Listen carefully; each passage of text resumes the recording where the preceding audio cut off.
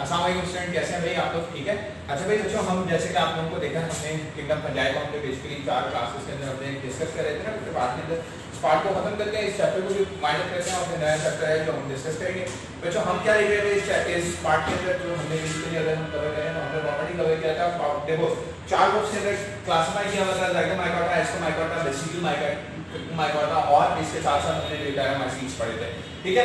आमतौर पर जैसे मैंने बताया था ज़ाइगोमाइकोटा को हम ज़ाइगोमाइसीट्स कंसीडर क्यों क्या करते हैं, बिकॉज़ स्पेसिफिकली अगर हम बात करें इसके अंदर ज़ाइगोस्पोर्स हुआ करते हैं। तो कुछ जो चीजें एडिशनली होंगी, ठीक है, क्योंकि मैं अब जनरली चारों ग्रुप्स को डिस्कस कर रहा हूँ, तो वो तमाम चीजें जो थोड़ी सी हटके हैं, इनसे हटके हैं, उनको हम पढ़ा रहे हैं, थोड़ा सा और डिटेल इसके अंदर लेकर आ रहे हैं ताकि आप लोगों को समझ में आ सके। वो सारी डिटेल ऐसी है कि उनमें से मेजरली पेपर में टारगेट नहीं करते हैं, ठीक है। आमतौर पर बहुत ही मिनिमल चीजें होंगी जो कि टारगेट की जाएगी, लेकिन सारी ऐसी चीजें जो कि आपको पता है, तो इसलिए मैं दिखाता नहीं हूँ। मैं जरूरी ये समझता हूँ कि पहले बच्चों को रिफ्लेक्शन के हिसाब से पढ़ाने के बाद उसको आसानी से समझा दिया जाए, ऐसे ही वर्बली। तो आमतौर पर मैं वर्बली उस टॉपिक को कवर करा देता हूँ। आमतौर पर अगर आप लोग चाहो नोट्स बनाना, नोट्स बना लेना इसके।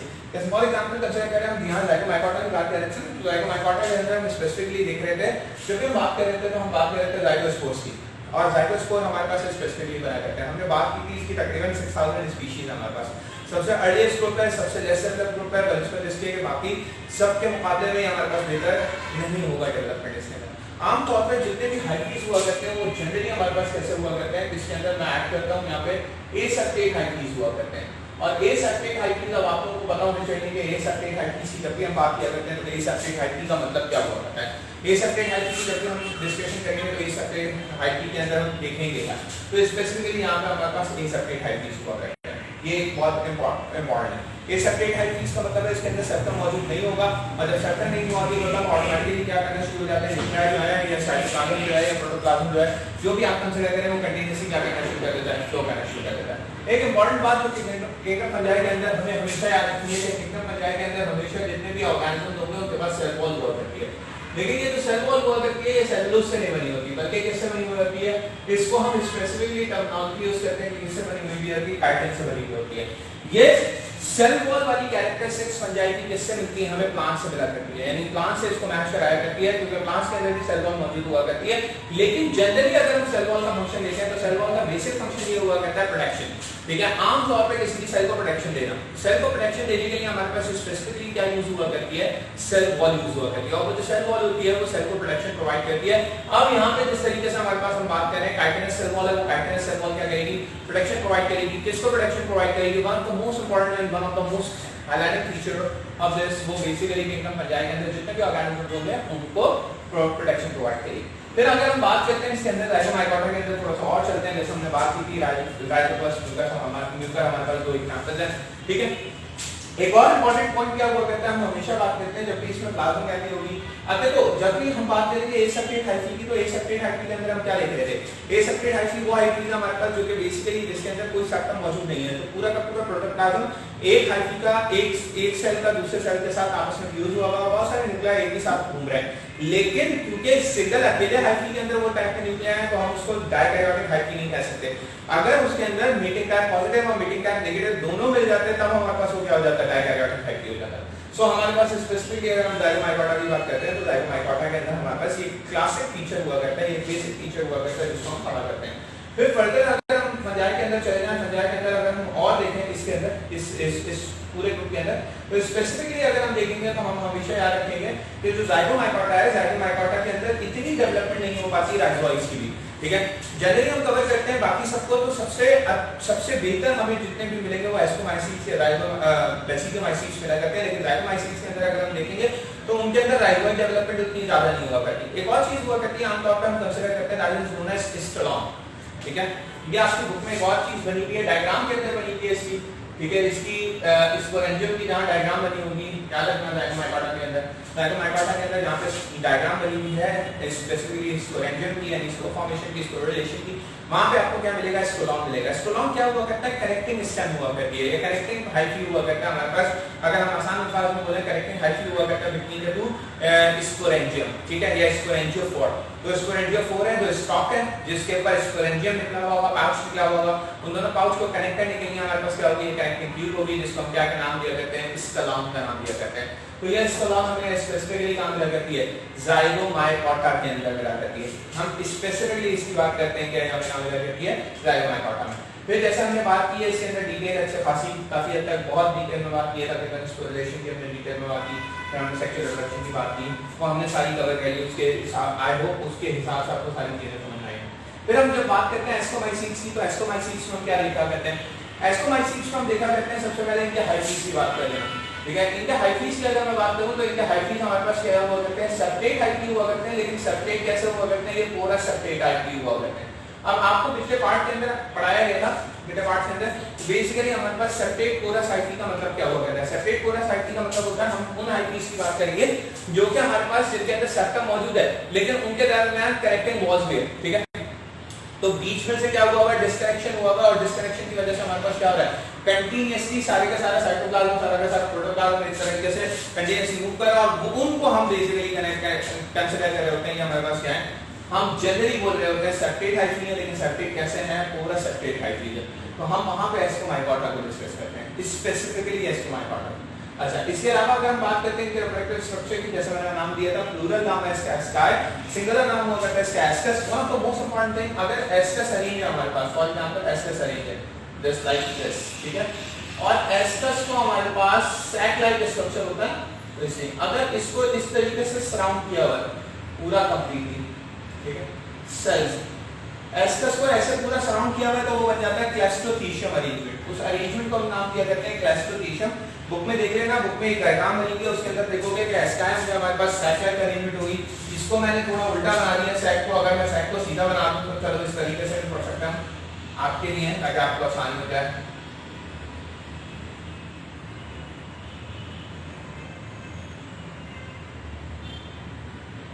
ठीक है, इस तरीके, ठीक है, ये सैक लाइक अरेंजमेंट, ठीक है। फॉर एग्जांपल कंसीडर करो यहाँ पर हमारे सैक लाइक अरेंजमेंट हो, और सैक लाइक अरेंजमेंट को पूरे सेल्स ने चारों तरफ से सराउंड किया हुआ हो, तब हम उसको क्या नाम देते हैं बेटा, क्लैस्ट्रोथीशियम का नाम देते हैं। ठीक है, ये आप लोगों ने याद रखना, ठीक है, क्लैस्ट्रोथीशियम बोला जाता है। ठीक है, फिर इसके अलावा एपोथीशियम होता है, ठीक है, एपोथीशियम और पेरिथीशियम दो चीजें होती है। अच्छा, पेरिथीशियम में क्या हुआ करता है, पेरिथीशियम में क्या हुआ करता है कि ऊपर से सराउंड क्या हुआ करती है, स्पेस मौजूद होगी। ठीक है, और एपोथीशियम में देखोगे तो एपोथीशियम में खाली यहाँ से भी कवर खत्म हो जाएगा, यहाँ से भी कवर खत्म हो जाएगा, सिर्फ और सिर्फ बेस से कवर रहता है। ठीक है, यानी क्लैस्ट्रोथीशियम में कंप्लीट सराउंड किया हुआ है। फिर उसके बाद अगर हम बात करें पेरिथीशियम, तो पेरिथीशियम में क्या हुआ है, थोड़ी सी ओपनिंग है ऊपर से, और एपोथीशियम की बात करें तो एपोथीशियम में कहां से है, बेस पे सराउंड किया हुआ है। बस ये हमने याद रखना होगा। ठीक है, एस्कस को किस तरीके से सराउंड किया हुआ है, अगेन मैं बता देता हूं, अगर तो कंप्लीटली सराउंड किया हुआ है, याद हो जाना चाहिए क्लास के बाद। ठीक है, अगर तो कंप्लीटली सराउंड किया हुआ है तो हम कंडीशन को क्या नाम देंगे, हम हमेशा कंडीशन को नाम देते हैं, क्या नाम दिया करते हैं, हम क्लैस्ट्रोथीशियम नाम दिया करते हैं।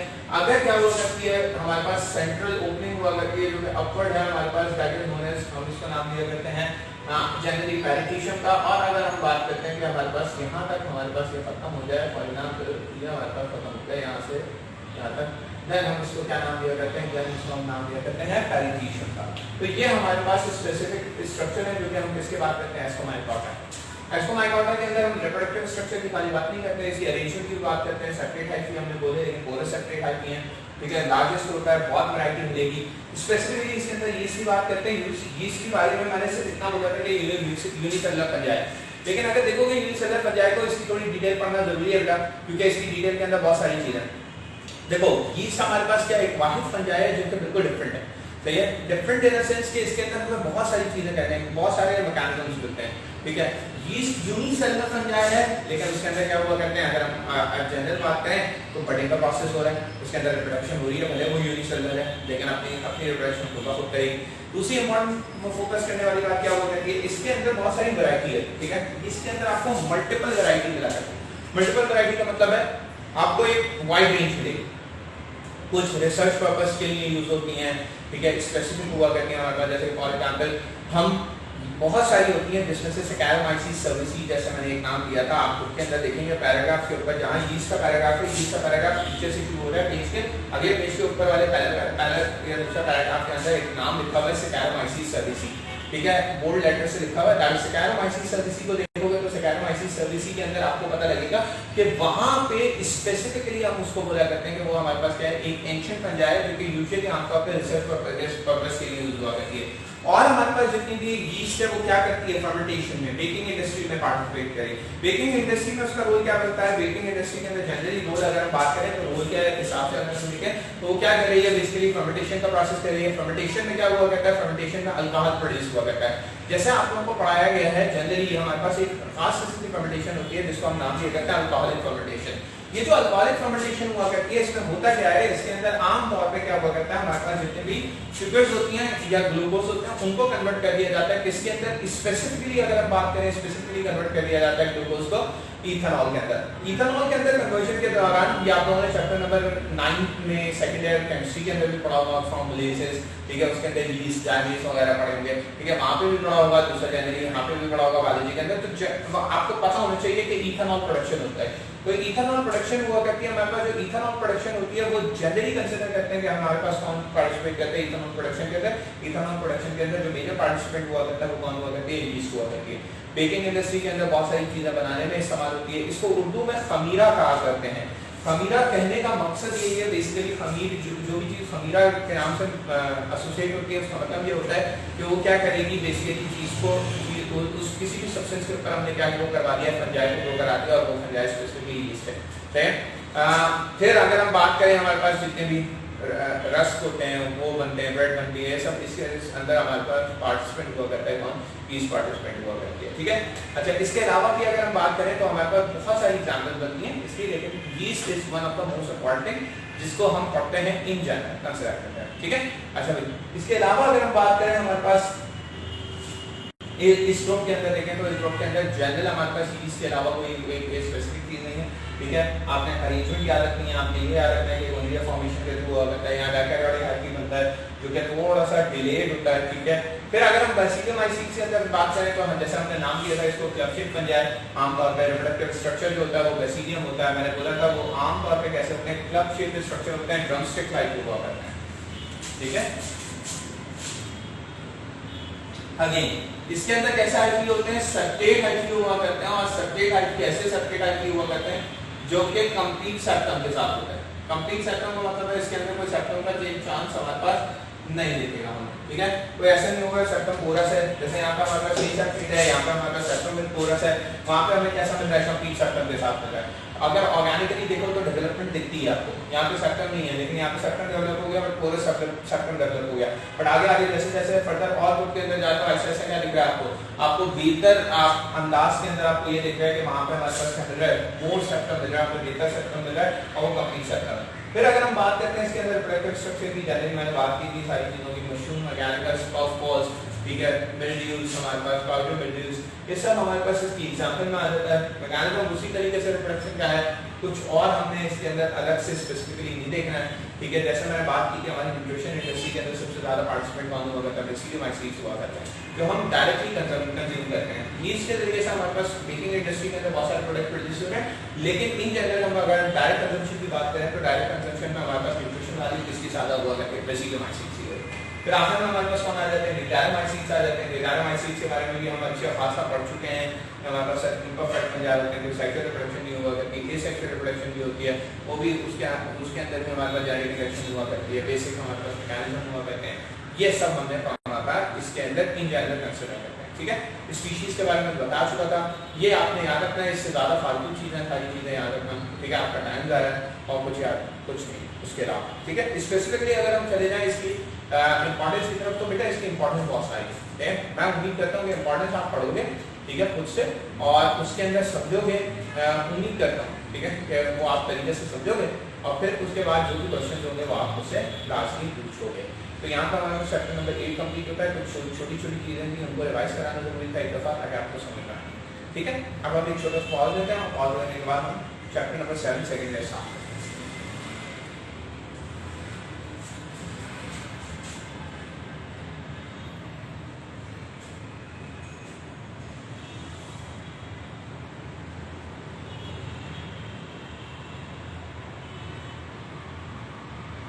अच्छा, तीन चीजें मुझे याद आएंगी अभी, ठीक है।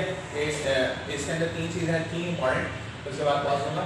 याद आ गया अचानक से कि तीन चीजें बहुत इंपॉर्टेंट थी जो कि डिस्कस करनी थी, ठीक है। कौन कौन सी तीन चीजें इंपॉर्टेंट थी? अच्छा, सबसे पहले तो स्किन इन्फेक्शन याद रखो। आपके पास 2-3 चीजें आपने याद रखनी है। हिस्टोप्लाज्मोसिस एक हमारे पास खास किस्म की ईस्ट है, खास किस्म की फंजाई है, सॉरी, जो कि आमतौर पे इन्फेक्शन कराती है, हिस्टोप्लाज्मोसिस इन्फेक्शन है, ठीक है। इसके अंदर आमतौर पे स्किन डिजीज हुआ करती है, ठीक है। स्किन के ऊपर जो है वो हमारे पास different kind of rashes, papules आमतौर पे डेवलप हो जाते हैं और फिर उनकी जो है वो बर्स्टिंग होना शुरू हो जाती है और फिर वो जो हमारे पास जिसको हम बोलते हैं स्किन टीयरिंग होना, स्किन डैमेज होना, ठीक है, वो हमारे पास होना शुरू हो जाता है, ठीक है। इसके अलावा हमारे पास अगॉटिज्म है। अगॉटिज्म आइगट ऑफ फ्राई आमतौर पे कंसिडर किया जाता है, ठीक है। कंटामिनेटेड फूड कंज्यूम करने की वजह से होती है। तो अगॉटिज्म के बारे में लिखा हुआ है आपके बुक के अंदर, आखिरी पेज के ऊपर शायद, ठीक है, मुझे याद आया अभी। तो अगॉटिज्म को देख लोगे तो उसके अंदर हमारे पास कंटामिनेटेड फूड हुआ करता है। आइगट आमतौर पर राय में हुआ करती है, राय के अंदर आमतौर पर सुबह आइगट ऑफ राय, आइगट ऑफ राय के अंदर, राय के अंदर स्पेसिफिकली अगर आप देखोगे तो वो हमारे पास उसको कंज्यूम करने की वजह से, अगर कोई हम कंटामिनेटेड राय कंज्यूम कर रहे हैं उसकी वजह से बेसिकली हमें डिजीज हुआ करती है, ठीक है। इन्फेक्शन है, अगेन आमतौर पे फंगल इन्फेक्शन है। फंगल इन्फेक्शन की वजह से उसकी वजह से पूरा का पूरा आपका गैस्ट्रोइंटेस्टाइनल डैमेज हो सकता है, डिस्टर्बेंस हो सकती है, काफी सारी चीजें, ठीक है। तो हमारे पास ये 2 चीजें हैं। इसके अलावा मेरे ख्याल से शायद, ठीक है, आई डोंट नो और कोई मुझे याद पड़ी है, ठीक है। एक और शायद हिस्टोप्लाज्मोसिस जैसे मैंने रिसर्च किया है, ठीक है। स्किन डिजीजेस मैंने रिसर्च किया है, मोनीलियासिस है, ठीक है, और ये हमारे पास कुछ स्किन डिजीज है, या आप देख लेना, ठीक है। इसके अंदर कोई क्वेश्चन हो तो वो आप पूछ लेना, ठीक है। इसके हिस्टोप्लाज्मोसिस में लंग्स इन्फेक्शन होते हैं, ठीक है। मोनीलियासिस में स्किन इन्फेक्शन होता है, कुछ इस तरीके से याद कर इसको देख लेना और प्लीज अगॉटिज्म को देख लेना, इन 3 चीजों को देख लेना, फिर उसके बाद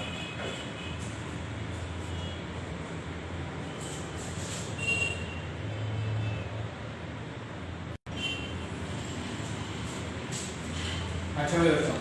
अब हम नया चैप्टर स्टार्ट करने जा रहे हैं, मुझे सेल साइकिल को समझना जरूरी है, सेल साइकिल को अच्छे से अंडरस्टैंड करना जरूरी है। इसके अंदर बहुत सारी छोटी छोटी चीज़ें हैं, वो सारी चीज़ों को अपने कलेक्टिव फॉर्म के अंदर प्रॉपर्ली पढ़ना है और उम्मीद करता हूँ कि उसके ज़रिए से आपको बहुत सारी चीज़ें, उम्मीद करता हूँ कि बहुत सारी चीज़ें अच्छे से समझ में आ रही है। तो हम इसको देख लेते हैं, और छोटा सा चैप्टर है, ज़्यादा बड़ा चैप्टर नहीं है, आप तरीके से करेंगे तो बहुत आसानी से हो जाएगा आपका, तो चलिए जाएगा सेल साइकिल। बेटा जब भी हम सेल साइकिल की आमतौर पर बात करते हैं तो सेल साइकिल को अगर हम देखें तो सेल साइकिल के अंदर हमें देखना क्या होता है, यानी सेल साइकिल को कंसीडर करें तो सेल साइकिल के अंदर अच्छा देखो बहुत सारी चीज़ें अब आप लोगों को बताऊँ, जैसे कि मैं वर्बली कुछ चीज़ों को रिवाइज कराता हूँ, जैसे मैंने बोला है कि कुछ छोड़ना है तो रिवाइज कराता हूँ और फिर उसके बाद आते हैं। देखो सेल साइकिल का मतलब क्या है?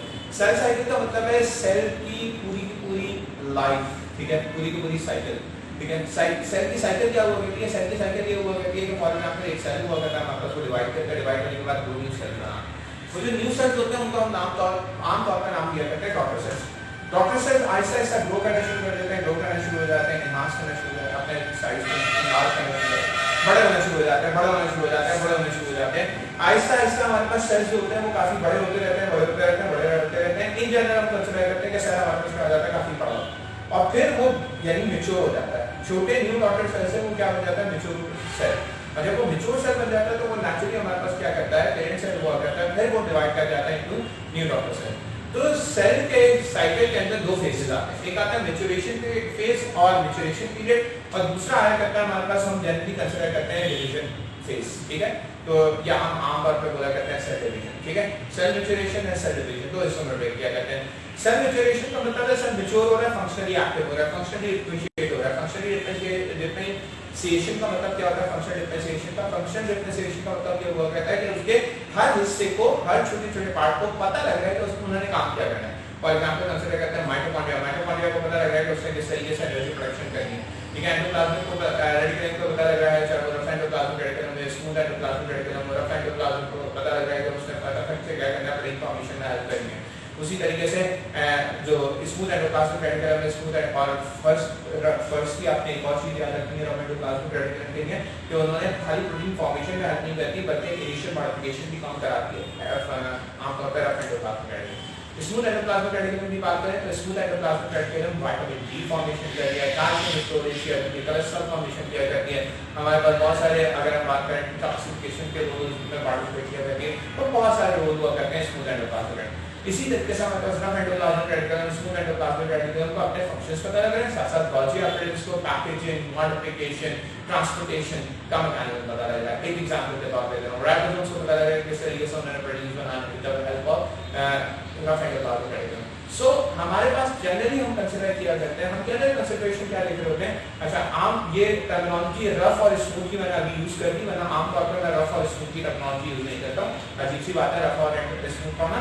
इसको हम बोला करते हैं ग्रैन्युलर एंडोप्लाज्मिक रेटिकुलम और एग्रैन्युलर। ग्रैन्युलर स्पेसिफिकली किसके लिए यूज किया करते हैं, रफ एंडोप्लाज्मिक रेटिकुलम के लिए यूज किया करते हैं, और एग्रैन्युलर हम किसके लिए यूज किया करते हैं, स्मूथ एंडोप्लाज्मिक रेटिकुलम। ठीक है, तो आपने भी ये टर्मिनोलॉजी यूज करनी है, अच्छे बच्चे हो इसलिए। सो हम कंसीडर कर रहे हैं कि हमारे पास ये सेल मैच्योरेशन का पीरियड है, इसके अंदर हम बोला करते हैं जो हमारे पास फंक्शनल डिफरेंशिएशन हो रही है वो बेसिक मैकेनिज्म है इस पूरे मैच्योरेशन फेज के अंदर। फिर उसके बाद मैच्योर होने के बाद जैसा मैंने बोला वो किस फेज के अंदर चला जाता है, वो चला जाता है डिप्रेशन फेज के अंदर। तो हमने बेसिकली सेल साइकिल के अंदर, इन्होंने इस चैप्टर का नाम गलत रख दिया सेल साइकिल, इन्हें रखना चाहिए था सेल डिवीजन इस चैप्टर का नाम। ठीक है, क्यों सेल मैच्योरेशन काम पढ़ा चुके हैं, ये डिफरेंशिएशन के पूरे प्रोसेस काम पढ़ा चुके हैं, वो आपको पढ़ा चुके हैं chapter number 4 first year biology के अंदर। जिन जिन बच्चों ने डी सेल का टॉपिक पढ़ा होगा लाजमी उसके अंदर उन्होंने राइट बात है, इंटर तो पढ़ा ही होगा आपने डी सेल का टॉपिक, वो जो डी सेल का टॉपिक आपने पढ़ा होगा इंटर के अंदर फर्स्ट ईयर के अंदर आप लोगों ने सब पढ़ा होगा, तो उसके अंदर हमारे पास सारी फंक्शनल डिफरेंशिएशन। सो वहां पे उन्होंने ये बता दिया, तो अब उन्हें यहाँ पे क्या बताना चाहिए था, सेल डिवीजन, बट लेकिन क्योंकि प्रोफाइल बहुत अमेजिंग लेवल के हैं तो उन्होंने इधर यहाँ पे नाम बना दिया सेल साइकिल का। हमने क्या बनाना है, इसको हमने क्या करना है, सेल साइकिल के नाम से पढ़ना है, लेकिन एक्चुअली इस चैप्टर के अंदर हम क्या पढ़ने वाले हैं, सेल डिवीजन पढ़ना है।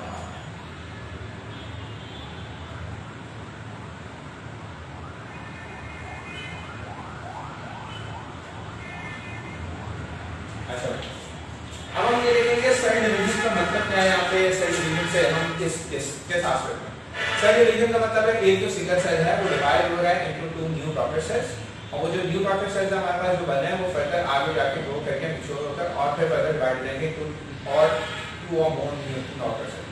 तो ये हमारे पास क्या है, डिवीजन। ठीक है, तो हम जनरली कंसीडर करते हैं, आमतौर पर इसकी डेफिनेशन लिखवाने की जरूरत नहीं है वैसे मेरे पास, ठीक है, बट मैं कुछ फॉर्म में लिख देता हूँ। अगर हम बात करते हैं डिवीजन की, तो डिवीजन के अंदर हमारे पास क्या हुआ करता है, डिवीजन के अंदर हमारे पास पेरेंट सेल डिवाइड हो जाते हैं किसके अंदर, डॉटर सेल। अच्छा बच्चों, मुझे लगता है कि ये चैप्टर जब बच्चे, मेरे बच्चे खासतौर पर मेरे स्टूडेंट, वो जब ये बायोलॉजी पढ़ते हैं प्रॉपर पूरी की पूरी, तो जब बायोलॉजी प्रॉपर पढ़ रहे होते हैं तो बायोलॉजी के प्रॉपर पढ़ते वक्त उन्हें ये चैप्टर के अंदर काफी हद तक बहुत सारी चीजें, मैक्सिमम चीजें आती होती है। ठीक है, और ये चैप्टर बहुत आसान है सेकंड ईयर का, और आम बच्चों ने करीब पढ़ा हुआ होता है, उनको आता भी है, तो मैं इसको इतना लंबा खींचता नहीं था।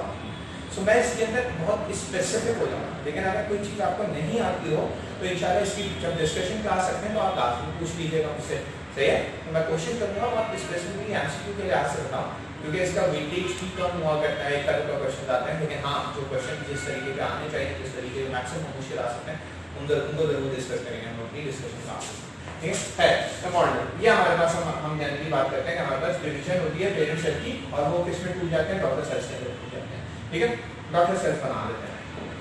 अच्छा, अब इम्पोर्टेंट क्या है, अब हमारे पास यहाँ से इम्पोर्टेंट फोकस में कि भाई सेल डिवीजन का आसान है नहीं, सेल डिवीजन के लिए दो मेजर प्रोसेस चाहिए। ठीक है, सेल डिवीजन को भी हम दो हिस्सों में ब्रेक कर देते हैं। एक हुआ करता है, मैं इसको इस तरीके से बताता हूँ बच्चों को, बड़ा आसान, अगर आप इसको इस मैकेनिज्म के थ्रू पढ़ें।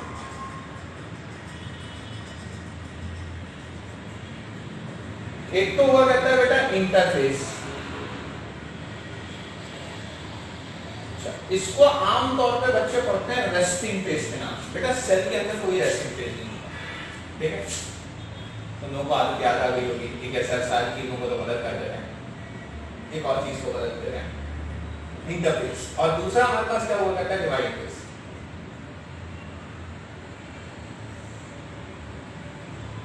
ठीक है ना, अच्छा अब मैं क्या कंसीडर कर रहा होता हूँ, मैं कंसीडर कर रहा हूँ कि एक बच्चे ने जिसने इंटर किया हुआ है, जिसने फर्स्ट ईयर सेकेंड ईयर पढ़ी हुई है, उसने सेकेंड ईयर के अंदर जब चैप्टर नंबर 7 पढ़ा होगा तो लाजमी सेल साइकिल का टॉपिक पढ़ा होगा। जब सेल साइकिल का टॉपिक पढ़ा होगा तो उसने लाजमी इंटरफेस और डिवाइड फेज को पढ़ा होगा।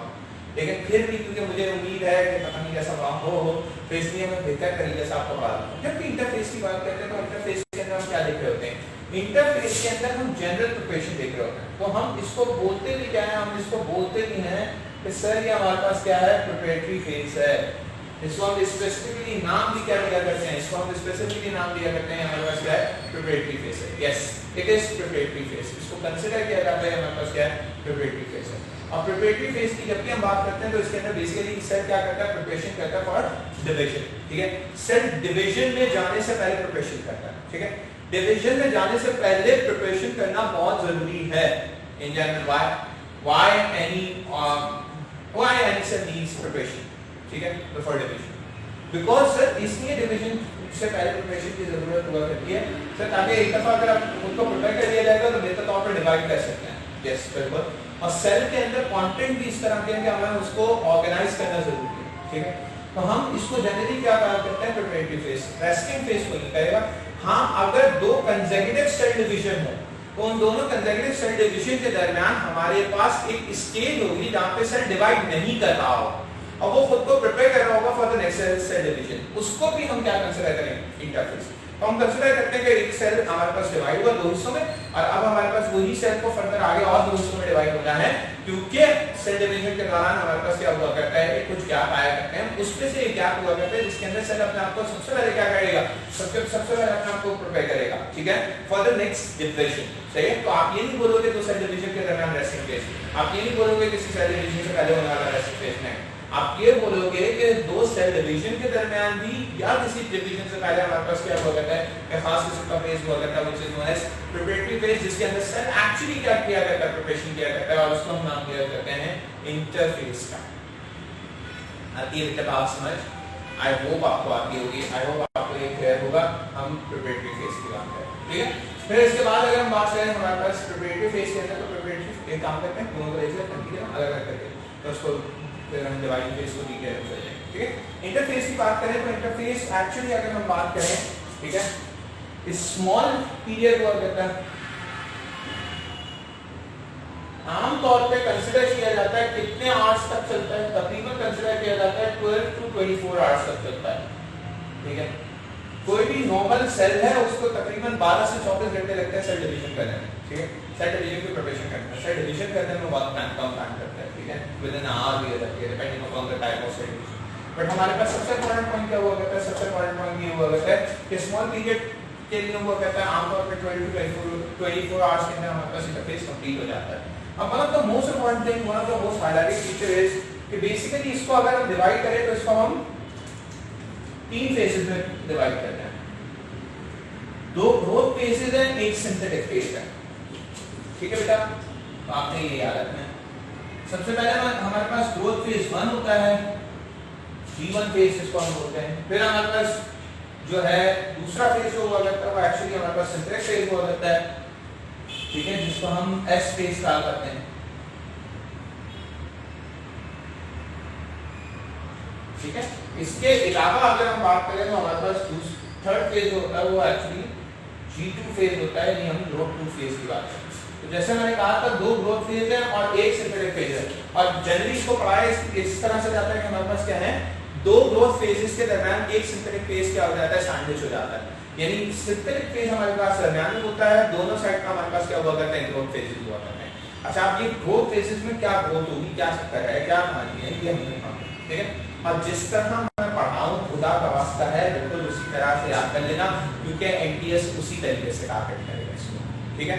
एनटीएस बिल्कुल भी उस तरीके से टारगेट नहीं करता जिस तरह से आपकी बुक में लिखा है, आपकी बुक के अंदर बिल्कुल कंप्लीटली उस तरीके से फॉलो नहीं करता इसको, वो इसको एक अलग ही अंदाज से फॉलो करता है, ठीक है। आपकी बुक में कुछ हद तक बात सही लिखी है, कुछ हद तक कहीं गलती है, डाल दी है, तो हमने इसको जरा देखा है। सबसे पहले अगर हम बात करें हमारे पास कौन से ग्रोथ फेज है, वो हमारे पास ग्रोथ फेज है G1 फेज, ठीक है। सबसे पहले ग्रोथ 1 फेज की बात है।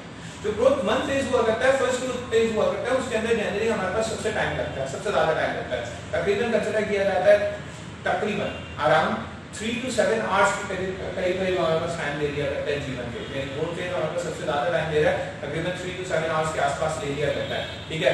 फिर अराउंड करीबन कंसीडर किया जाता है 50 to 65% या 50 to 60% पूरे के पूरे इंटरफेस का सबसे ज्यादा हिस्सा कौन सा है, ग्रोथ 1 फेज है।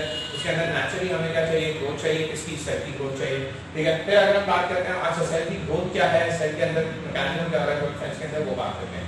फिर उसके अंदर अगर हम बात करें तो जनरली अगर हम बात करें तो हम बोलते हैं लार्जेस्ट टाइम पीरियड है, लार्जेस्ट फेज है हमारे पास पूरे पूरे फेज का। तो अगर हम परसेंटेज के हिसाब से याद रखें 50 to 60% याद रखनी है हमने ग्रोथ रन फेज की। अगर हम इसके अंदर आवर्स की बात करते हैं तो 3 7 आवर्स याद रखते हैं। और हमने स्पेसिफिकली अगर हम बात करें इसकी, हम स्पेसिफिकली होकर अगर बात करेंगे तो वो हम किसकी बात करेंगे, हमेशा बात करेंगे कि लार्जेस्ट हमारे पास फेज है पूरे के पूरे इंटरफेस। अच्छा होता क्या है ग्रोथ वन फेज में, करता क्या है?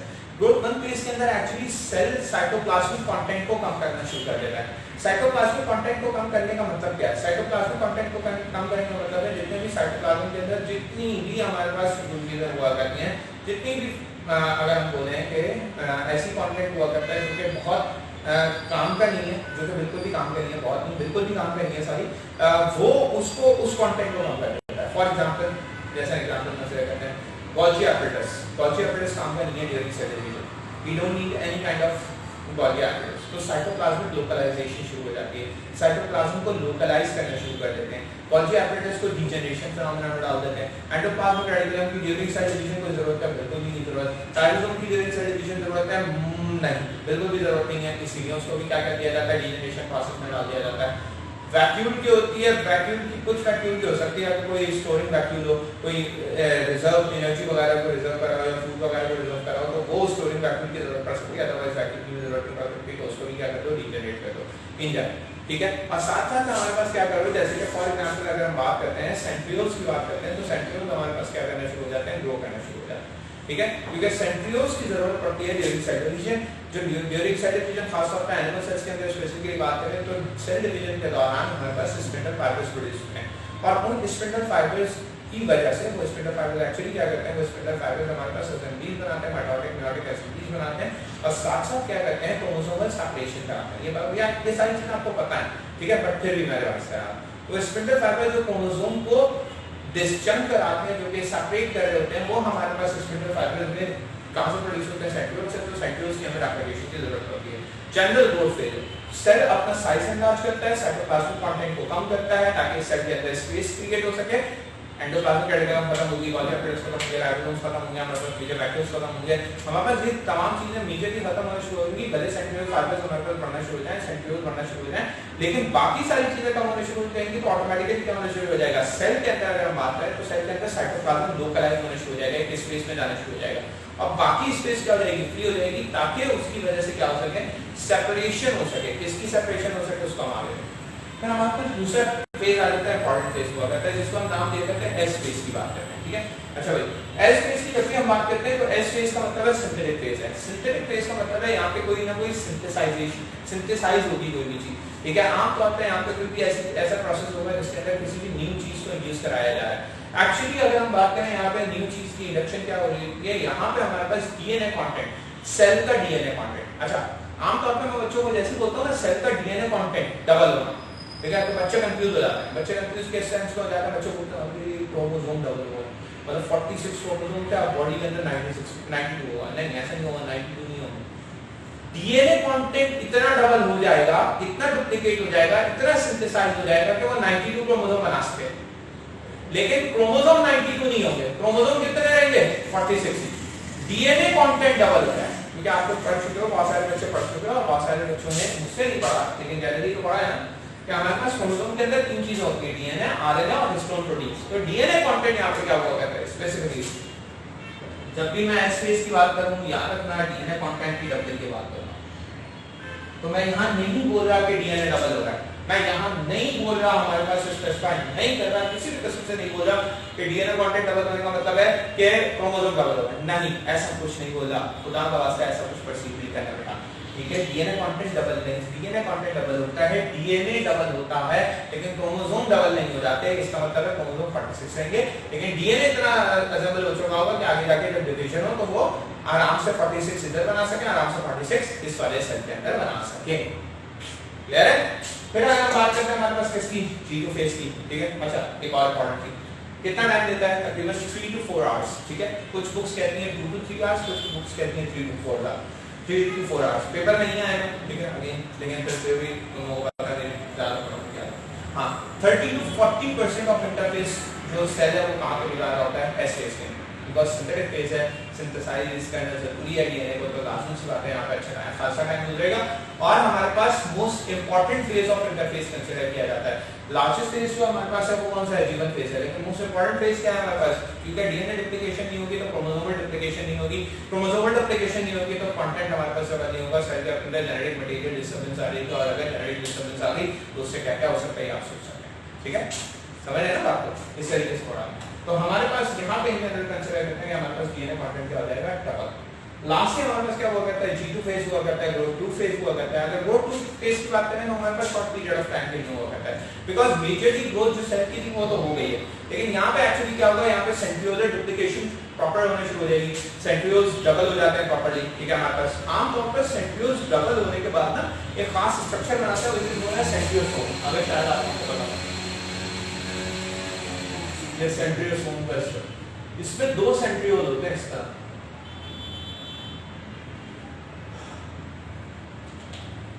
एक इस तरह,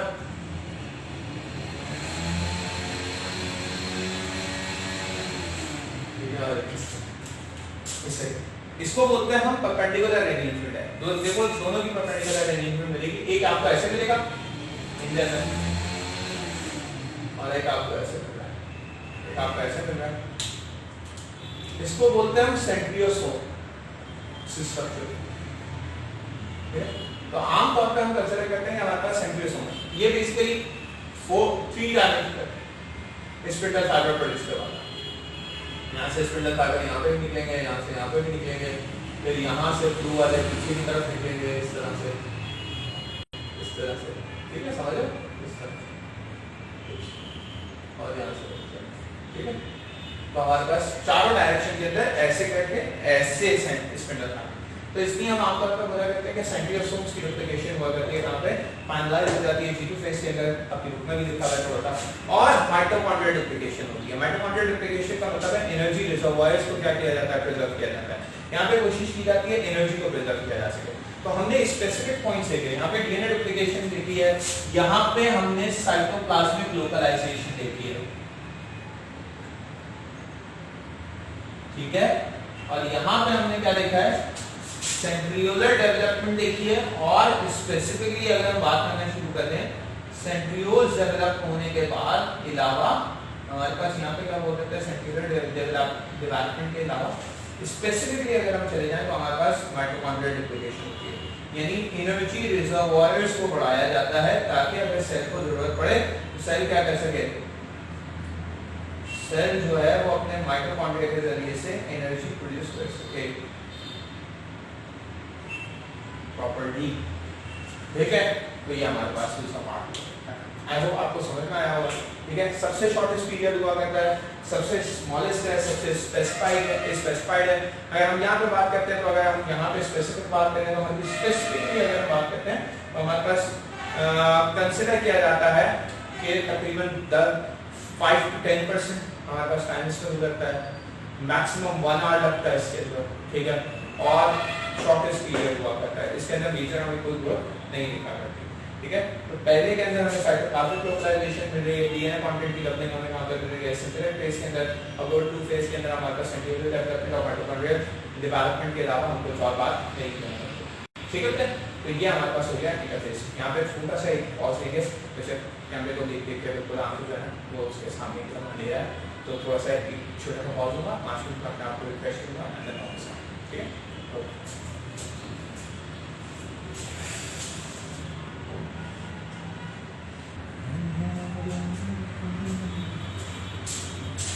अच्छा भाई कैसा आप लोग, ठीक है, और उसके बाद वापस आए हम लोग डिवाइडिंग फेज पढ़ लेते हैं। अच्छा भाई डिवाइडिंग फेज को देख लेते हैं ना, थोड़ा सा डिवाइडिंग फेज के अंदर कुछ चीजें हमारे पास वो कवर कर लेते हैं। डिवाइडिंग फेज को जनरली हम कंसीडर करते हैं उसके, देखो डिवाइडिंग फेज को जब भी पढ़ लेते हैं तो हम इसको 3 हिस्सों में ब्रेक करते हैं। ठीक है, एक्चुअली एक होता है हमारे पास माइटोसिस, सॉरी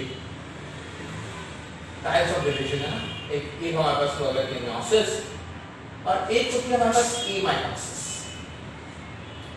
तो जरा भाई अब पेपर है ना, माइटोसिस से ये तो सवाल आएगा, right, note on mitosis, right a note on meiosis. ठीक है, इस तरीके का क्वेश्चन तो आइडेंटिटी तो क्या आएगा।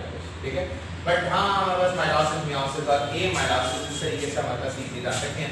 और इन जनरली हम सेल के अंदर माइटोसिस की बात करते हैं। तो माइटोसिस के अंदर हम बात किया करते हैं, माइटोसिस के अंदर हम बात किया करते हैं कि माइटोसिस जनरली हमारे पास एक ऐसी टाइप ऑफ सेल डिवीजन है जिसके अंदर बेसिकली क्या हुआ करता है, जिसके अंदर हमारे पास एक ऐसा मैकेनिज्म है, एक सिंपल मैकेनिज्म होगा, एक सिंप्लीफाइड मैकेनिज्म होगा। मैकेनिज्म ये होगा कि होगा क्या है कि हमारे पास क्या होगा, कंसीडर करते हैं कि जो पेरेंट सेल है वो डॉटर सेल्स में कन्वर्ट होंगे और पेरेंट सेल डॉटर सेल के अंदर जब कन्वर्ट हुआ करते हैं या पेरेंट सेल डिवाइड हुआ करते हैं डॉटर सेल के अंदर कन्वर्ट होने को बोलना है, सॉरी डॉटर सेल के अंदर डिवाइड हुआ करते हैं। तो बेसिकली क्या हुआ करते हैं, ये हमारे पास नंबर ऑफ क्रोमोसोम सेम रहते हैं। अगर नंबर ऑफ क्रोमोसोम सेम रह रहे हैं तो हमारे पास हम क्या कंसीडर किया करते हैं, कंसीडर कर सकते हैं माइटोसिस। ठीक है, नंबर ऑफ क्रोमोसोम सेम रहना, ठीक है, ये नहीं नंबर ऑफ क्रोमोसोम डिप्लॉयड रहना, नहीं, इसको भी नहीं करेंगे। हम कंसीडर क्या करेंगे, नंबर ऑफ क्रोमोसोम सेम रहना, दैट इज माइटोसिस। और जब भी हम मेयोसिस की बात करते हैं तो मेयोसिस के अंदर हम बात क्या किया कर रहे होते हैं, मेयोसिस के अंदर हम बात कर रहे होते हैं, हम हमेशा बात करेंगे कि हमारे पास क्या है, पेरेंट सेल है, parent cell basically daughter cell के अंदर कन्वर्ट हो रहा है जनरली, और डॉटर सेल के अंदर कन्वर्ट होते हुए अब हमारे पास जब डॉटर सेल के अंदर कन्वर्ट हो रहा है, अगेन डॉटर सेल के अंदर डिवाइड हो रहा है, ठीक है, डॉटर सेल के अंदर डिवाइड हो रहा है हमारे पास, तो स्पेसिफिकली हम क्या टर्मिनोलॉजी यूज करते हैं, स्पेसिफिकली हम टर्मिनोलॉजी यूज करते हैं कि यहाँ पे नंबर ऑफ क्रोमोसोम्स क्या हो जाते हैं, हाफ हो जाते हैं। सॉरी कुछ बेसिक्स हो गए हैं, वर्ड्स जो हैं वो केयरफुली चूज करने पड़ते हैं। एक्चुअली आदत नहीं है इतने लंबे अरसे तक वीडियो बनाने की, ठीक है, पिछले 7 घंटे से अगर आप 10 घंटे पढ़ाने को बोलेंगे तो पढ़ा देंगे आपको, ठीक है, पढ़ाना आता है, इतना पढ़ाया है हर सालों में, ठीक है, 10 घंटे लगातार क्लासेस के लिए कोई इशू नहीं रहता। लेकिन अगर आप कंटिन्यूसली बोलेंगे कि बगैर बच्चों के आप खाली एक रूम के अंदर अकेले बोर्ड के साथ और आप सिर्फ कैमरे को देखते हुए एड्रेस करना शुरू करते हैं और उसी तरीके से पढ़ाएं जिस तरीके से आप नॉर्मल क्लास में पढ़ाते हैं, तो सबसे काम है। लेकिन अल्हम्दुलिल्लाह अल्लाह ताला ने आसानी की है, कुछ हद तक मैं कोशिश करता रहता हूँ कि ऐसे किसी न किसी तरीके से मनवर करके कुछ ना कुछ करके हाँ बस जितना ज़्यादा आप लोगों को पढ़ा सकूँ, बेहतर कर सकूँ, आप लोगों के लिए आसानी कर सकूँ, आप लोगों को ऐसा समझा दूँ कि आप लोगों को समझ में आ जाए, बिकॉज मुझे आता है ये सब, लेकिन आप लोगों को समझ में आ जाए तो कोशिश यही होती है। तो उम्मीद करते हैं कि आप लोग समझ पा रहे होंगे, कहीं कोई छोटी मोटी चीज़ें हो जाए तो उसको थोड़ा सा वो कर दिया करो या इन शॉर्ट उनको अपने हिसाब से एडजस्ट कर दिया करो, जिस तरीके से भी जब लाइव सेशन में कोई चीज़ समझ में नहीं आई वो शेयर करना इंशाल्लाह साथ देगा आपको, ठीक है। तो मेयोसिस की बात करते हैं तो बेटा इसके अंदर पेरेंट सेल डिवाइड हो गया डॉटर सेल के अंदर, तो यहाँ पे नंबर ऑफ क्रोमोसोम्स क्या हो जाते हैं, हाफ हो जाते हैं, ठीक है, मतलब most important thing is number of chromosomes का हाफ होना, ठीक है। तो नंबर ऑफ क्रोमोसोम्स यहाँ पे क्या हो जाएगा करते हैं, हाफ हो जाएगा करते हैं, 3 ज़्यादा। और जब भी हम बात करते हैं ए माइटोसिस की, तो ए माइटोसिस के अंदर हम क्या देख रहे हैं, ए माइटोसिस के अंदर हमारे पास एक ऐसी सेल डिवीजन है जो कि एक्चुअली अगर देखा जाए ना, ये सेल डिवीजन माइटोसिस की सब टाइप है, यस, सब टाइप ऑफ माइटोसिस है। बस मसला क्या है, मसला यह है कि यहाँ पर आपके पास स्पिंडल असेंबली नहीं होती है। स्पिंडल असेंबली का मतलब क्या है, स्पिंडल असेंबली का मतलब है आपके पास क्या हुआ करता है, आपके पास सेंट्रियोल एब्सेंट होता है। और अगर नेचुरली अगर हम बात करें सेंट्रियोसोम एब्सेंट हो, सेंट्रियोल एब्सेंट हो, तो हम जनरल कंसीडर भी ये करेंगे कि हमारे पास हम क्या बात कर रहे होंगे, हम हमेशा ये बात करेंगे कि हमारे पास स्पिंडल असेंबली तो होगी, ठीक है। तो सेंट्रियोल नहीं होगा तो स्पिंडल असेंबली नहीं होगी, स्पिंडल असेंबली नहीं होगी तो उसके अंदर मैकेनिज्म ऑफ डिवीजन चेंज हो जाएगा, ठीक है। आमतौर पर मैकेनिज्म ऑफ डिवीजन आप लोगों ने क्या पढ़ा होगा कि सेंट्रियोल से स्पिंडल फाइबर निकले, वो ऊपर से कुछ निकले, नीचे से कुछ निकले, वो डिस्ट्रीब्यूट होना शुरू हुए, यहाँ से ऐसे करके नीचे की तरफ से ऐसे आए और ऊपर की तरफ से ऐसे आए और बीच में हमारे पास क्रोमोसोम्स निकले और आधे क्रोमोसोम्स को ऊपर लेके चले गए और आधे क्रोमोसोम्स को नीचे लेके चले गए। तो इस तरीके से हमारे पास क्या हो गया है, डिवीजन हो गया। लेकिन हमारे पास अगर क्या ना हो, हमारे पास सेंट्रियोल भी ना हो या सेंट्रियोसोम भी ना हो, सेंट्रियोल ना हो, सेंट्रियोसोम नहीं होंगे, सेंट्रियोल नहीं होंगे, तो नेचुरली हमारे पास क्या नहीं होगा, हमारे पास रेप्लिकेशन चांसेस नहीं हो पाएंगे। तो रेप्लिकेशन चांसेस क्या हो जाता है, हमारे पास कम हो जाते हैं, या इस तरीके से हम कह सकते हैं कि हमारे पास जो डिवीजन है वो उस तरीके से नहीं हुआ करती जिस तरीके से नॉर्मल मैकेनिज्म में होता है। फिर अगर हम बात करें माइटोसिस, ठीक है, specifically one of the most important जो कि हमने पढ़ी होती है, ठीक है, वो माइटोसिस है। जब भी हम माइटोसिस की बात कर रहे होते हैं ना बच्चों, या माइटोसिस के अंदर हम कोई भी ऐसी चीज देख रहे होते हैं, माइटोसिस को स्पेसिफिकली देख रहे होते हैं, तो माइटोसिस के अंदर आपको अब ये तो पता होगा, इतना मुझे उम्मीद है कि आपको पता होगा, माइटोसिस हमारे पास हम बेसिकली उसको 2 हिस्सों में डिवाइड करते हैं, कैरियोकाइनेसिस, एक cytokinesis. I hope so karyokinesis का मतलब क्या हुआ करता है, nuclear formation, nuclear formation, nuclear formation, और साइटोकाइनेसिस का मतलब होता है न्यू सेल फॉर्मेशन, ठीक है। यहाँ पे, तो हम दो हिस्सों में डिवाइड करते हैं। और जैसे कि आप लोगों को पता होगा, ठीक है, उम्मीद करता हूँ कि मैं ऐसे जनरली आइडिया लेकर अभी तो मैं कोशिश करूँगा माइटोसिस और रीमाइटोसिस के ऊपर फोकस करके बताना, ठीक है। और फिर उसके बाद क्योंकि हमारे पास टाइम आ चुका खत्म हो रहा है, तो इंशाल्लाह बस मैं इसको यहीं तक रखूँगा हाफिल, और फिर उसके बाद मियोसिस और मेयोटिक एरर्स आपको एक नया अटैचमेंट के साथ चैप्टर नंबर 5 के साथ इंशाल्लाह, जो सेकंड अगर चैप्टर नंबर 5 होगा, सॉरी, ठीक है भैया। तो अगर हम देखते हैं स्पेसिफिकली किसको देखते हैं, माइटोसिस को देखते हैं। तो माइटोसिस को देखते हैं हम ये याद रखते हैं कि बेसिकली हमने इसको दो हिस्सों में डिवाइड करना है, ठीक है। कितने दो हिस्सों में डिवाइड करना है, एक है हमारे पास इसके कैरियोकाइनेसिस फेजेस होते हैं, ठीक है, और एक हमारे पास हुआ करता है इसका साइटोकाइनेसिस फेज, ठीक है। आमतौर पे चाहे वो माइटोसिस हो या मियोसिस हो, उसके अंदर साइटोकाइनेसिस मैकेनिज्म सिमिलर रहता है। उनके अंदर जो भी चेंज आता है वो उनके कैरियोकाइनेसिस के अंदर आया करता है। और कैरियोकाइनेसिस के अंदर कैसा आया करता है, कैरियोकाइनेसिस के अंदर हम कंसीडर करते हैं कि कैरियोकाइनेसिस के अंदर फर्दर हमारे पास 4 फेज होते हैं। कौन कौन से 4 फेज हुआ करते हैं, हमारे पास हुआ करता है प्रोफेज, जनरल कंसीडरेशन है, उसके बाद हुआ करता है मेटाफेज, फिर हुआ करता है एनाफेज, और उसके बाद हमारे पास हुआ करता है टीलोफेज, ठीक है बेटा। अब हम ये करते हैं prophase, metaphase, anaphase and telophase. ये 4 फेजेस हैं हमारे पास जो कि हम कंसीडर करते हैं स्पेसिफिकली किसके अंदर, स्पेसिफिकली कंसीडर कर रहे होते हैं कैरियोकाइनेसिस के अंदर। और फिर प्रोफेज और मेटाफेज और एनाफेज और टीलोफेज को फिर डिटेल के अंदर अगर आप देखना चाहो तो फिर उसकी एक अलग डिटेल में जा सकते हो आप, ठीक है। काम करते हैं जरा हम देखते हैं, थोड़ा बहुत आइडिया ले लेते हैं, ठीक है। वैसे तो इनकी डायग्रामेटिक इलस्ट्रेशन जो आपके पास बहुत इंपॉर्टेंट है, इनके एमसीक्यूज जब हम इंशाल्लाह लाइव सेशंस के अंदर सॉल्व करेंगे तो वो इंपॉर्टेंट होते हैं, ठीक है, उनको देखेंगे। तो अगर हम बात करते हैं बेटा prophase, metaphase, anaphase and telophase की, तो प्रोफेज के अंदर हम क्या देख रहे होते हैं, प्रोफेज के अंदर हम जनरली देख रहे होते हैं कि हमारे पास क्या हुआ करता है, हमारे पास क्रोमोसोम्स होते हैं। क्रोमोसोम्स को आप लोगों को स्ट्रक्चर पता होना चाहिए, सबको पता होना चाहिए। क्रोमोसोम के अंदर 2 क्रोमैटिड्स होते हैं, ठीक है बेटा, और क्रोमैटिड्स को अटैच किया हुआ होता है सेंट्रोमेयर में। सेंट्रोमेयर बना हुआ होता है एक खास किस्म की प्रोटीन से जिसका नाम हुआ करता है काइनेटोकोर प्रोटीन, ये सबको पता होना चाहिए, ठीक है। और जो काइनेटोकोर प्रोटीन होती है, जैसे ही वो हमारे पास क्या हो जाती है, डिसॉल्व हो जाती है, जैसे ही वो डिस्ट्रक्ट हो जाती है, डिस्टर्ब नहीं डिसरप्ट हो जाती है, ठीक है, आमतौर पे। तो हमारे पास क्रोमोसोम अलग हो सकते हैं, अदरवाइज क्रोमोसोम अटैच ही रहते हैं।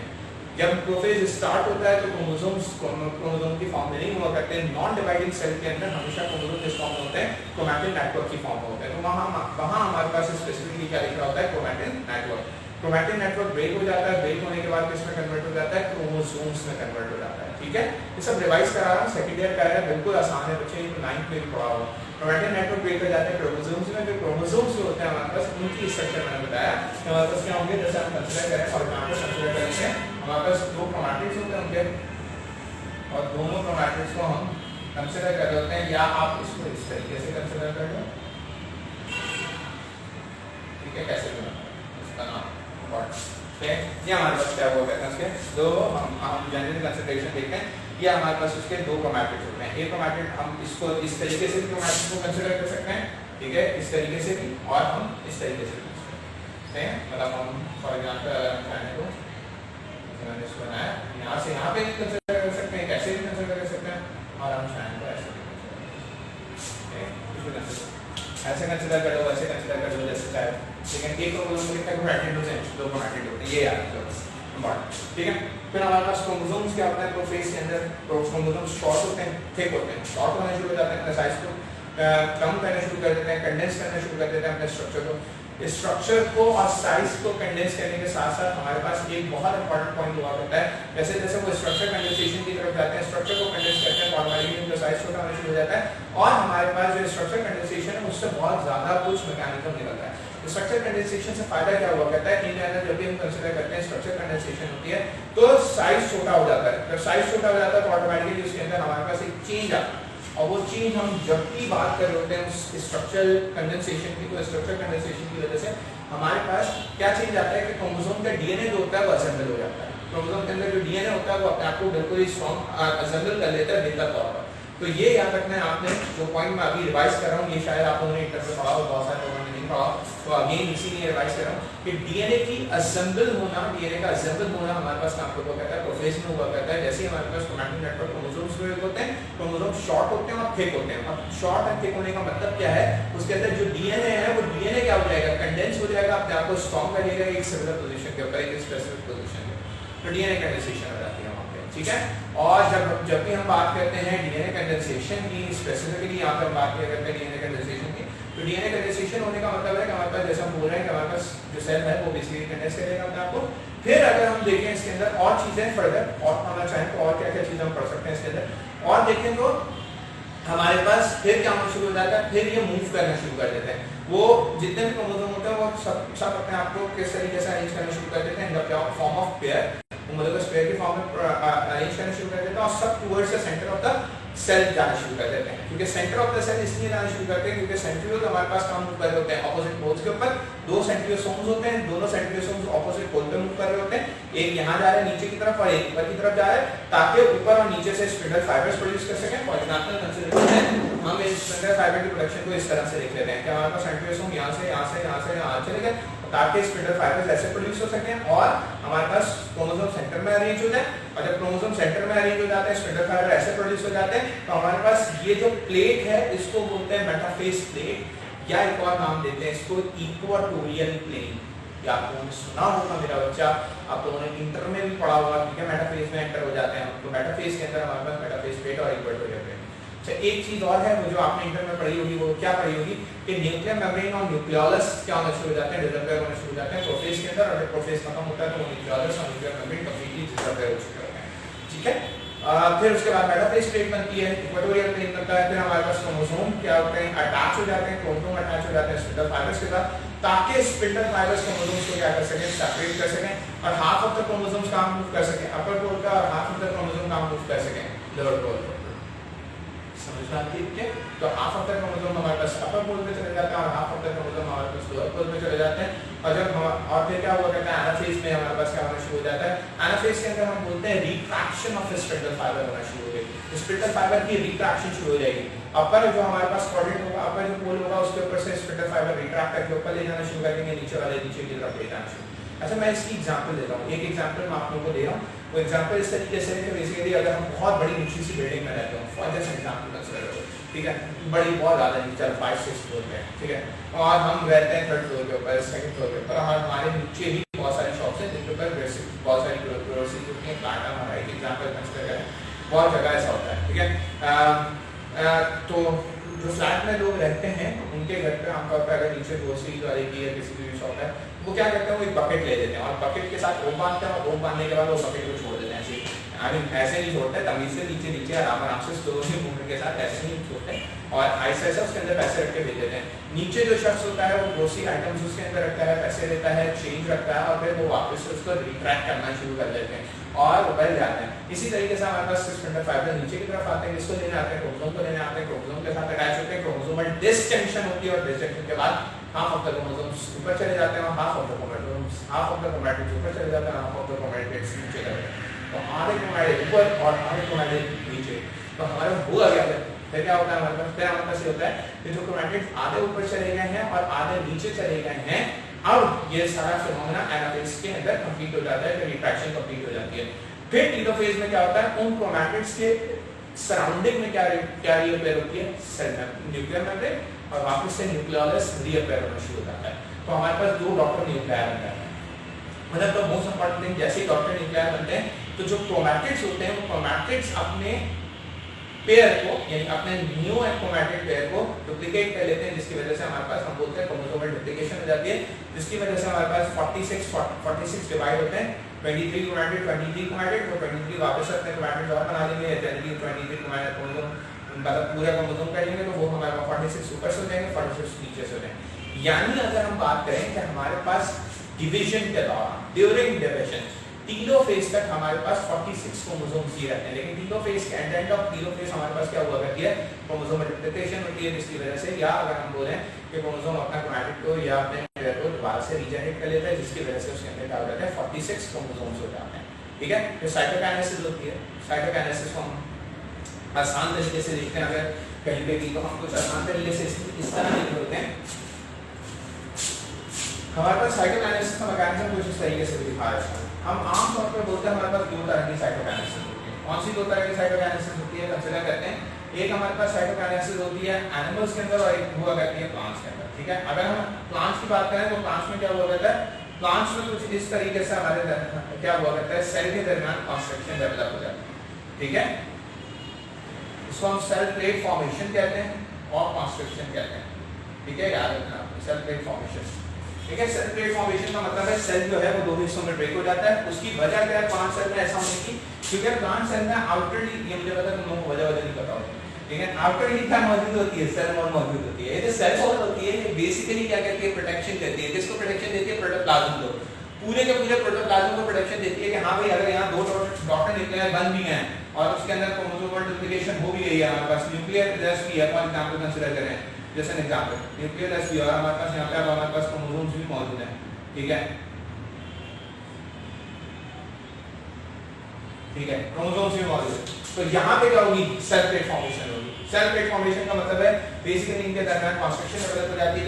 फॉर एग्जांपल ब्रेड को आप क्या करें, पीसेस के अंदर ब्रेक करना शुरू करें। ब्रेड के पीसेस वैसे नेचुरली हुआ रहता है, लेकिन अगर उसको और पीस के अंदर तोड़ना शुरू करें तो जैसे आप दोनों चीज़ों को एक तरह से बेचते हैं, क्योंकि आपको पता होता है बीच में से कोई चीज़ नहीं है जो बाहर निकल के चल जाएगी। लेकिन अगर आपके पास जैसा एग्जाम्पल कंसिडर करते हैं चॉकलेट लावा फिल अप कोई कुकी हो, ठीक है, कोई कुकी हो और वो कुकी के अंदर चॉकलेट लावा हो, तो फिर आप क्या करोगे, तो फिर एक्चुअली आप उसको इस तरीके से अगर ऐसे करके उसको स्ट्रेच करोगे तो आपको पता होगा चॉकलेट लावा तो बह जाएगा और वही तो खाने का होता है सर। तो फिर हम क्या करते हैं, फिर जनरली आप उसको इस तरीके से स्ट्रिक्ट नहीं कर सकते, क्योंकि यहाँ आपको पता है कि प्रोटेक्शन नहीं है, सही है। लेकिन यहाँ पे अगर बाहर सेल वॉल हो तो ऑटोमेटिकली पता होता है कि प्रोटोप्लाज्म फ्लो नहीं करेगा, प्रोटोप्लाज्म नहीं जाएगा, इसलिए। और दूसरी बात पे यहाँ क्या हुआ करती है, न्यू सेल मेम्ब्रेन की रीअपेयरेंस आराम से होना शुरू हो जाती है, जिसकी वजह से यहाँ पे कॉन्स्ट्रक्शन या सेल प्लेट फॉर्मेशन बनना आसान होता है, ठीक है, ये बता। फिर उसके अलावा अगर हम देखें तो हमारे पास एक और आमतौर पर हम बात कर लेते हैं कॉन्स्ट्रक्शन के अलावा क्या हुआ कर सकता है। कॉन्स्ट्रक्शन के अलावा हमारे पास, या हम सेल प्लेट फॉर्मेशन के अलावा बोलते हैं इनवैजिनेशन, ठीक है। इनवैजिनेशन का मतलब है मेम्ब्रेन इस तरीके से इन्वैजिनेट करेगी, आमतौर पर एनिमल सेल में हुआ करता है। इमेजिनेशन के दौरान क्या हुआ करता है, सेल मेम्ब्रेन इमेजिनेट करके अपने साइज को अपनी लेंथ को इंक्रीज करके साइज को बढ़ाती है और आहिस्ता आहिस्ता हमारे पास इस तरीके से ये फोल्डिंग आपस में मिल जाएंगे और सेल कितने हिस्सों में डिवाइड हो जाएगा, दो हिस्सों में डिवाइड हो जाएगा, सही बेटा। तो हम इसको बेसिकली कंसीडर करते हैं, अगर इसको अगर हम जनरल कंसीडर करें तो ये हमारे पास है इनवैजिनेशन, ठीक है। ये किसमें हुआ करती है, एनिमल सेल में। So that is mitosis. Mitosis के अंदर अगर मैं देखूं तो माइटोसिस के अंदर इंपॉर्टेंस क्या है माइटोसिस की, देखो माइटोसिस बहुत जगह इस्तेमाल होता है। अब तो तुम लोग इतनी बायोलॉजी पढ़ चुके हो कि तुम लोगों का माइटोसिस का इंपॉर्टेंस तुम लोगों को खुद आनी चाहिए। कैसे, cell division, normal cell division, normal mechanism उसमें होगा।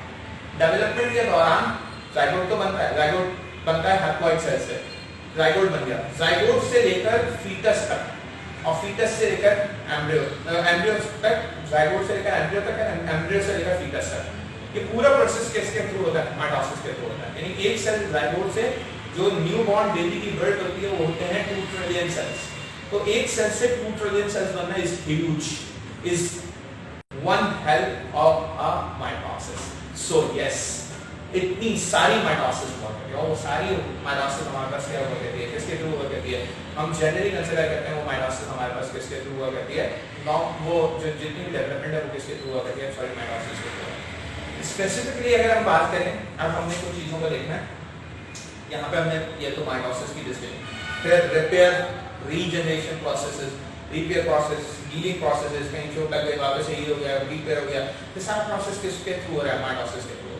तो माइटोसिस हमारे पास बहुत सारी चीज़ों के अंदर मेजर रोल है, इन जनरल हम कंसीडर करते हैं माइटोसिस का बहुत ही मेजर रोल हुआ करता है हमारी बॉडी की डेवलपमेंट में, हमारी बॉडी की रीजनरेशन, रिपेयर, हीलिंग प्रोसेस के अंदर, सारे प्रोसेस के अंदर माइटोसिस का बहुत मेजर रोल हुआ करता है।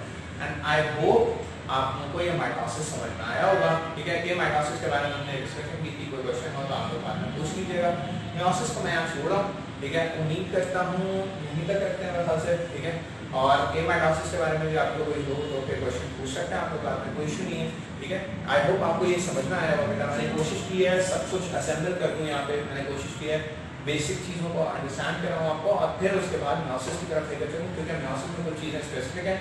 फिर हम कंपैरिजन इन डायग्राम देख लेंगे और फिर उसके बाद हम आखिर में बेसिकली ग्रामेटिक एरर्स को डिस्कस करेंगे, ठीक है। और फिर उसके बाद इंशाल्लाह चैप्टर नंबर 5 की वीडियो साथ अटैच करेंगे ताकि आप लोगों के पास ये चैप्टर्स कंप्लीट हो। चलिए, आप लोग अपना ख्याल रखिएगा, आप हमसे जल्दी फिर से मुलाकात होगी इंशाल्लाह न्यू वीडियो के साथ। अल्लाह हाफ़िज़।